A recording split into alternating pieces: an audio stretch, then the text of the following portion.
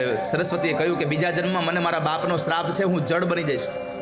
પરમાત્માએ કીધું કાંઈ વાંધો નહીં, ભલે જડ બને, પણ હું તારામાં એવો પ્રાણ ફૂંકીશ કે સંસારના ચેતન જીવાત્માઓ જડ બની જાય. સમય જા. ઠાકોરજીની વાંસ લીધી. હરણાઓ ભાન ભૂલી જાય, પક્ષીઓ આકાશમાં ઉડવાનું ભૂલી જાય, ગાય ઘાસ ખાવાનું ભૂલી જાય, અરે પેલું વાછડું દૂધનો ઘૂંટડો ઉતારવાનું ભૂલી જાય. આટલી ભગવાનની એ વેણુ, પરમાત્માની એ વેણુથી બધાના મન હરાઈ ગયા છે. પેલો મોરલો આવીને નાચે. ભગવાનની સામે મોરલો નાચતો હતો અને પરમાત્મા એ મોરને પકડવા માટે દોડ્યા છે. ગળામાં વૈજંતી માળા પહેરી છે, કાનમાં કુંડળ પહેર્યા છે, કાનની ઉપર કરણના પુષ્પ નાખ્યા છે, માથામાં મોર પીછ નાખ્યું છે. વૃંદાવનમ સખી ભુવો વિતનોતિ કીર્તિમ યદેવકી સુતપદામ ગુજલબ્ધલક્ષ્મી ગોવિંદ વેણુમનુમત્તમયુરનૃત્યમ પ્રેક્ષ્યાન દિશાન વપરતાન્ય સમસ્ત સત્વમ. ભગવાનની વાંસળી વાગી અને પરમાત્માની વાંસળી મોર નાચતો હતો. પરમાત્માની પાછળ મોરની પાછળ ભગવાન દોડતા ગયા. દોડતા ગયા. આગળ મોર જાય, પાછળ ભગવાન જાય અને મોરલો અંતે જઈને ઉભો રહ્યો છે વૃષભાનુના ફળિયામાં જઈને. વૃષભાનુના ફળિયામાં જઈને ઉભો રહી ગયો મોરલો. ભગવાન ઉભા રહી ગયા.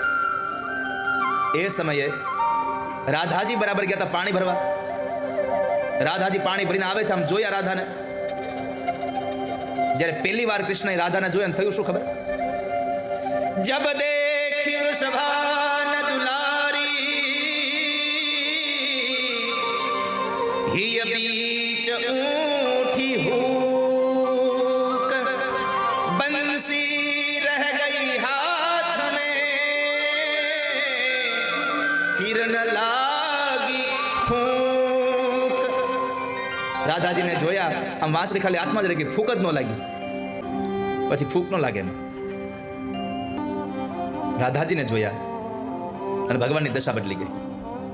બીજાની તો હું દશા થાય, સીધો હિસાબ છે. પરમાત્મા જેવા પરમાત્મા રાધાને જોઈને આમ દશા બદલી ગઈ. આ રાધા છે. ભગવાનને એક ટસે ભગવાન રાધાને જોતા રહ્યા ને તો રાધા શરમાઈ ગયા. માથા ઉપરની મટકી હતી ને એ ફેંકી દીધી. ફિર દાદ સિર સે ડાળ દી મટકી, કટકી કટકી હો ગઈ મટકી. કે આ તો પેલો નંદનો દુલારો આવ્યો છે.